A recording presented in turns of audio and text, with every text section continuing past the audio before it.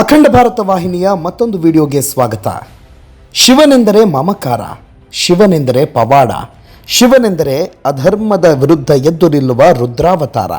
ಕಲಬುರಗಿಯ ಆಳಂದ ಪಟ್ಟಣದ ವಿವಾದಿತ ಲಾಡ್ಲೆ ಮಶಾಕ್ ದರ್ಗಾ ಆವರಣದಲ್ಲಿರುವ ಶ್ರೀ ರಾಘವ ಚೈತನ್ಯ ಶಿವಲಿಂಗಕ್ಕೆ ಪೂಜೆ ಸಲ್ಲಿಸುವ ವಿಚಾರದಲ್ಲಿ ಹೈಕೋರ್ಟ್ ಮತ್ತೊಮ್ಮೆ ಸನಾತನ ಧರ್ಮದ ಹಕ್ಕನ್ನು ಎತ್ತಿ ಹಿಡಿದಿದೆ. ದರ್ಗಾದಲ್ಲಿ ಶಿವಲಿಂಗವೇ ಇಲ್ಲ ಎಂದಿದ್ದವರಿಗೆ ಇತಿಹಾಸದ ದಾಖಲೆಗಳ ಮೂಲಕವೇ ಹೈಕೋರ್ಟ್ ತಕ್ಕ ಉತ್ತರ ನೀಡಿದೆ. ಈ ಶಿವರಾತ್ರಿಯಂದು ಶಿವಲಿಂಗಕ್ಕೆ ಅಭಿಷೇಕ ನಡೆಯುವುದು ಈಗ ಖಚಿತವಾಗಿದೆ. ಹಿಂದೂಗಳ ದಶಕದ ಹೋರಾಟಕ್ಕೆ ಸಂದ ಜಯ, ವಕ್ಫ್ ಮಂಡಳಿಯ ವಾದಕ್ಕೆ ತೀವ್ರ ಮುಖಭಂಗ, ಶಿವಲಿಂಗ ಪೂಜೆಗೆ ಹೈಕೋರ್ಟ್ ಗ್ರೀನ್ ಸಿಗ್ನಲ್, ಶಿವರಾತ್ರಿಯಂದು ಪೂಜೆ ಸಲ್ಲಿಕೆಗೆ ಅವಕಾಶ, ಕೊನೆಗೂ ಬಯಲಾಯಿತು ಇತಿಹಾಸದ ಸತ್ಯ, ಶಿವಲಿಂಗದ ಅಸ್ತಿತ್ವಕ್ಕೆ ನ್ಯಾಯಾಂಗದ ಮಾನ್ಯತೆ. ಹೌದು, ಹೈಕೋರ್ಟ್ ಕೊಟ್ಟಿರುವ ಐತಿಹಾಸಿಕ ತೀರ್ಪು ಇದೀಗ 15ನೇ ಶತಮಾನದ ಸಂತ ಸಮರ್ಥ ರಾಮದಾಸರ ಗುರುಗಳಾದ ರಾಘವ ಚೈತನ್ಯರ ಸಮಾಧಿ ಮತ್ತು ಶಿವಲಿಂಗದ ಅಸ್ತಿತ್ವಕ್ಕೆ ನ್ಯಾಯಾಂಗದ ಮಾನ್ಯತೆ ಸಿಕ್ಕಿದೆ. ಧರ್ಮೋ ರಕ್ಷತಿ ರಕ್ಷಿತಃ. ಕಲಬುರಗಿ ಜಿಲ್ಲೆಯ ಆಳಂದ ಪಟ್ಟಣದ ಲಾಡ್ಲೆ ಮಶಾಕ್ ದರ್ಗಾ ಕೇವಲ ಒಂದು ಪ್ರಾರ್ಥನಾ ಮಂದಿರವಲ್ಲ, ಅದು ಶತಮಾನಗಳಿಂದ ಹಿಂದೂ ಮತ್ತು ಮುಸ್ಲಿಂ ಸಮುದಾಯಗಳ ಭಾವನೆಯ ಸಂಗಮವಾಗಿತ್ತು. ಆದರೆ ಕಾಲಕ್ರಮೇಣ ಅಲ್ಲಿರುವ ರಾಘವ ಚೈತನ್ಯ ಶಿವಲಿಂಗದ ಅಸ್ತಿತ್ವವನ್ನೇ ಅಳಿಸಲು ನಡೆದ ಪ್ರಯತ್ನಗಳ ವಿರುದ್ಧ ಹಿಂದೂ ಸಂಘಟನೆಗಳು ಸಿಡಿದೆದ್ದವು. ಈ ವಿವಾದ ಈಗ ನ್ಯಾಯಾಲಯದ ಅಂಗಳದಲ್ಲಿ ಹಿಂದೂಗಳ ಪರವಾಗಿ ನಿಂತಿದೆ.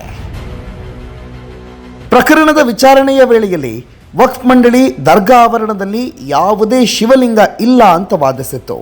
ಆದರೆ ಸ್ಥಳೀಯ ದಾಖಲೆಗಳು ಮತ್ತು ಇತಿಹಾಸದ ಪುಟಗಳನ್ನು ತಿರುವಿ ನೋಡಿದಾಗ ಅಲ್ಲಿ ಸನಾತನ ಧರ್ಮದ ಕುರುಹುಗಳು ಸ್ಪಷ್ಟವಾಗಿ ಗೋಚರಿಸಿದ್ದವು. ಕರ್ನಾಟಕ ಹೈಕೋರ್ಟ್ನ ಕಲಬುರಗಿ ಪೀಠ ಈ ಎಲ್ಲ ಅಂಶಗಳನ್ನು ಪರಿಶೀಲಿಸಿ ಶಿವರಾತ್ರಿಯಂದು ರಾಘವ ಚೈತನ್ಯ ಶಿವಲಿಂಗಕ್ಕೆ ಪೂಜೆ ಸಲ್ಲಿಸಲು ಅವಕಾಶ ನೀಡಿದೆ.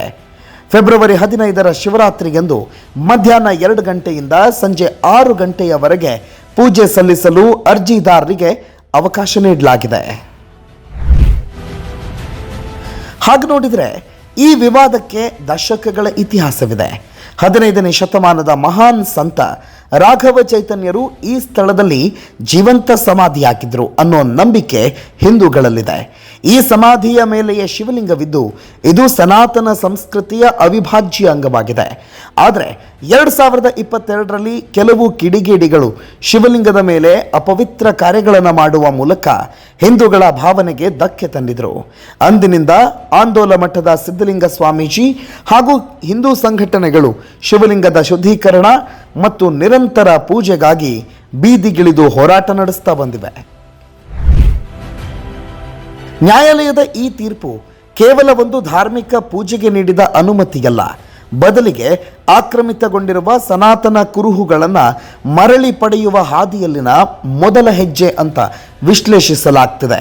ಪೂಜೆಗೆ ತೆರಳುವವರಿಗೆ ಸೂಕ್ತ ಭದ್ರತೆ ಒದಗಿಸುವಂತೆ ಮತ್ತು ಕಾನೂನು ಸುವ್ಯವಸ್ಥೆ ಕಾಪಾಡುವಂತೆ ಸರ್ಕಾರಕ್ಕೆ ಕೋರ್ಟ್ ಕಟ್ಟುನಿಟ್ಟಿನ ನಿರ್ದೇಶನ ನೀಡಿದೆ.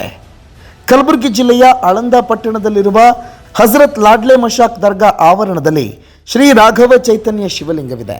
ಇದು 15ನೇ ಶತಮಾನದ ಮಹಾನ್ ಸಂತ ಛತ್ರಪತಿ ಶಿವಾಜಿ ಮಹಾರಾಜರ ಗುರುಗಳಾದ ಸಮರ್ಥ ರಾಮದಾಸರ ಪರಂಪರೆಗೆ ಸೇರಿದ ರಾಘವ ಚೈತನ್ಯರ ಜೀವಂತ ಸಮಾಧಿ. ಇದರ ಮೇಲೆ ಶಿವಲಿಂಗವಿದ್ದು ದಶಕಗಳಿಂದ ಇಲ್ಲಿ ಪೂಜೆ ನಡೀತಾ ಬಂದಿದೆ. ಆದರೆ ಇದು ಸಂಪೂರ್ಣವಾಗಿ ದರ್ಗಾಗೆ ಸೇರಿರೋ ಜಾಗ.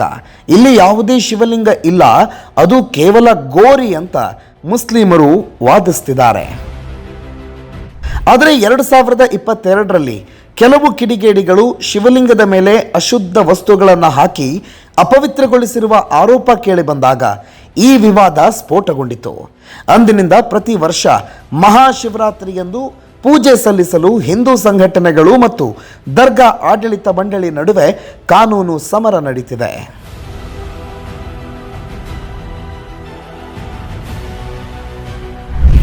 ಇಲ್ಲಿ ಶಿವಲಿಂಗ ಬಂದಿದ್ದು ಹೇಗೆ? ಸಂತ ರಾಘವ ಚೈತನ್ಯರು 15ನೇ ಶತಮಾನದವರು.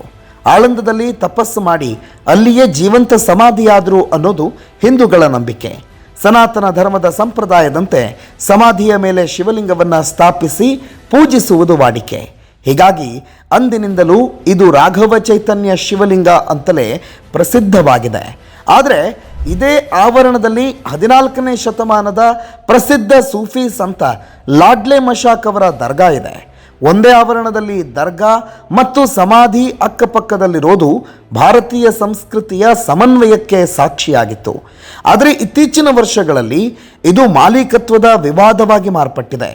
ನ್ಯಾಯಾಲಯದಲ್ಲಿ ಸಲ್ಲಿಕೆಯಾಗಿರುವ ದಾಖಲೆಗಳ ಪ್ರಕಾರ ಸ್ಥಳೀಯ ಜೋಶಿ ಕುಟುಂಬದವರು ಸುಮಾರು 400 ವರ್ಷಗಳಿಂದ ಈ ಶಿವಲಿಂಗಕ್ಕೆ ನಿರಂತರವಾಗಿ ಪೂಜೆ ಸಲ್ಲಿಸ್ತಾ ಬಂದಿದ್ದಾರೆ ಅಂತ ಹೇಳಲಾಗಿದೆ. ಈ ಆಸ್ತಿ ವಕ್ಫ್ ಪಾಲಾಗಿದ್ದು ಹೇಗೆ? ಈ ಆಸ್ತಿಯು ವಕ್ಫ್ ಮಂಡಳಿಯ ಅಧೀನಕ್ಕೆ ಬಂದಿದ್ದು ಬ್ರಿಟಿಷ್ ಕಾಲದ ನಂತರ ಆಡಳಿತಾತ್ಮಕ ಬದಲಾವಣೆಗಳಿಂದ ಅಂತ ಹೇಳಲಾಗಿದೆ. 1954ರ ವಕ್ಫ್ ಕಾಯ್ದೆ ಜಾರಿಗೆ ಬಂದ ನಂತರ ಮುಸ್ಲಿಂ ಧಾರ್ಮಿಕ ಕೇಂದ್ರಗಳಿಗೆ ಸೇರಿದ ಜಾಗಗಳನ್ನು ವಕ್ಫ್ ಆಸ್ತಿ ಅಂತ ಘೋಷಿಸಲಾಯಿತು. 1960ರ ದಶಕದ ಸುಮಾರಿಗೆ ಈ ದರ್ಗಾದ ಇಡೀ ಆವರಣವನ್ನು ವಕ್ಫ್ ಆಸ್ತಿ ಅಂತ ಗೆಜೆಟ್ನಲ್ಲಿ ದಾಖಲಿಸಲಾಯಿತು. ಹಿಂದೂ ಸಂಘಟನೆಗಳ ಪ್ರಕಾರ ಆ ಸಮಯದಲ್ಲಿ ಆವರಣದ ಒಳಗಿದ್ದ ಶಿವಲಿಂಗ ಮತ್ತು ಸಮಾಧಿಯನ್ನು ಗಣನೆಗೆ ತೆಗೆದುಕೊಳ್ಳದೆ ಕೇವಲ ದರ್ಗಾವನ್ನು ಆಧರಿಸಿ ಇಡೀ ಜಾಗವನ್ನು ವಕ್ಫ್ ಅಂತ ನಮೂದಿಸಲಾಗಿದೆ. 1968ರಲ್ಲಿ ಪುರಸಭೆಯ ತಪಾಸಣೆ ನಡೆದಾಗ ಅಲ್ಲಿ ಸಮಾಧಿ ಇಲ್ಲ ಅಂತ ವರದಿ ನೀಡಲಾಗಿತ್ತು. ಇದು ವಿವಾದಕ್ಕೆ ತುಪ್ಪ ಸುರಿದಿತ್ತು. ವಕ್ಫ್ ಮಂಡಳಿಯು ಈ ಜಾಗ ತನ್ನದೆಂದು ವಾದಿಸುತ್ತಿದ್ದರೂ ಹೈಕೋರ್ಟ್ ಅಲ್ಲಿ ಶಿವಲಿಂಗ ಇರೋದನ್ನು ಗುರುತಿಸಿ ಪೂಜೆಯ ಹಕ್ಕನ್ನು ಎತ್ತಿ ಹಿಡಿದಿದೆ. ಪ್ರಸ್ತುತ ಹೈಕೋರ್ಟ್ ಮತ್ತು ಸುಪ್ರೀಂ ಕೋರ್ಟ್ ಮೆಟ್ಟಿಲೇರಿರುವ ಈ ವಿವಾದದಲ್ಲಿ ನ್ಯಾಯಾಲಯ ಸ್ಥಿತಿಗತಿ ಕಾಪಾಡುವಂತೆ ಆದೇಶಿಸಿದೆ. ಆದರೆ ಪ್ರತಿ ವರ್ಷ ಶಿವರಾತ್ರಿಯಂದು ಹಿಂದೂ ಭಕ್ತರಿಗೆ ಪೂಜೆ ಸಲ್ಲಿಸಲು ವಿಶೇಷ ಅನುಮತಿ ನೀಡಲಾಗ್ತದೆ. ಈ ವರ್ಷವೂ ಪೂಜೆಗೆ ಅನುಮತಿ ನೀಡಲಾಗಿದ್ದು ಯಾವುದೇ ಅಹಿತಕರ ಘಟನೆ ನಡೆಯದಂತೆ ಪೊಲೀಸ್ ಬಿಗಿ ಬಂದೋಬಸ್ತ್ ಕೈಗೊಳ್ಳಲಾಗಿದೆ. ಮತ್ತೊಂದು ವಿಡಿಯೋದ ಜೊತೆಗೆ ಮತ್ತೆ ನಿಮ್ಮ ಮುಂದೆ ಬರ್ತೀವಿ. ಅಲ್ಲಿವರೆಗೂ ನೋಡ್ತಾ ಇರಿ ಅಖಂಡ ಭಾರತ, ಸನಾತನ ಯುಗ ಆರಂಭ.